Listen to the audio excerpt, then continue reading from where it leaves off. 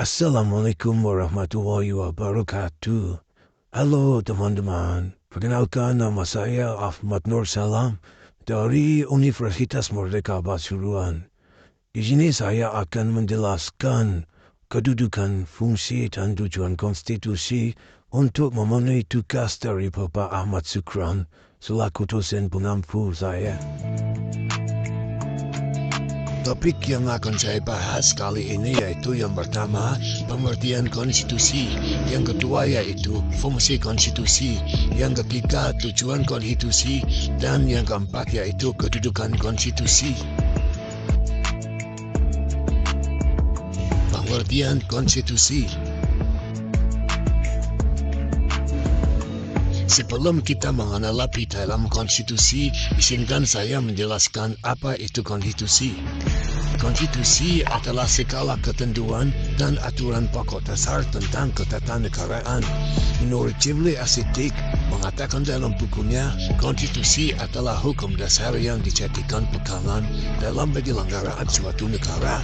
Penting bagi sebuah negara memiliki konstitusi sebagai landasan hukum dalam penyelenggaraan sebuah negara.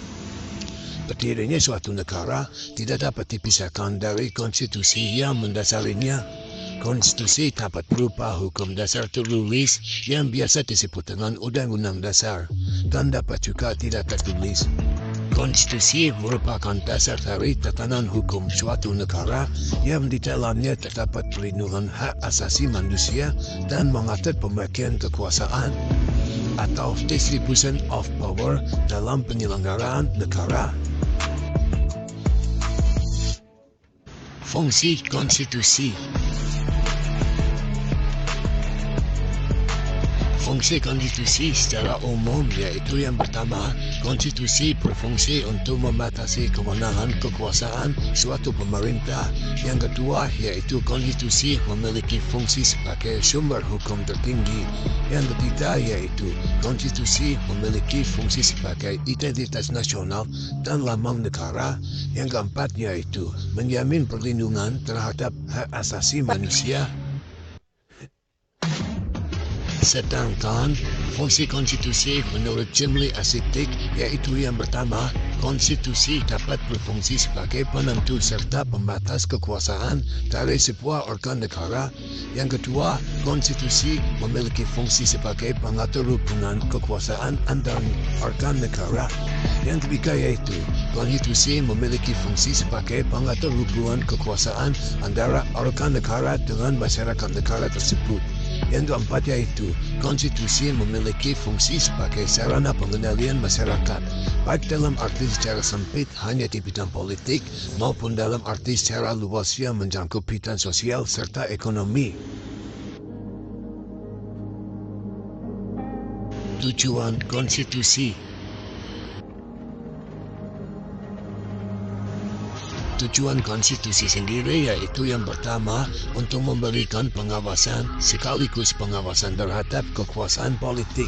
Tujuan ini berfungsi untuk membatasi kekuasaan penguasa sehingga tidak melakukan tindakan yang merugikan masyarakat banyak. Yang kedua yaitu konstitusi bertujuan untuk melepaskan kontrol kekuasaan dari penguasaan sendiri. Bisa juga memberikan perlindungan terhadap hak asasi manusia sehingga dengan adanya konstitusi maka setiap penguasa dan masyarakat wajib menghormati hak asasi manusia dan berhak mendapat perlindungan dalam melakukan haknya. Yang ketiga yaitu konstitusi bertujuan memberikan batasan-batasan ketetapan bagi para penguasa dalam menjalankan kekuasaannya. Selain memberikan batasan-batasan untuk menguasa dalam menjalankan kekuasaannya, hal ini juga bertujuan untuk memberikan pedoman bagi penyelenggara negara agar negara dapat berdiri kokoh. Ya.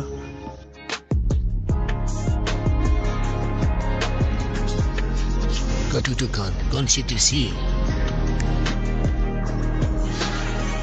kedudukan konstitusi dalam negara mengalami banyak perubahan sesuai dengan perkembangan zaman.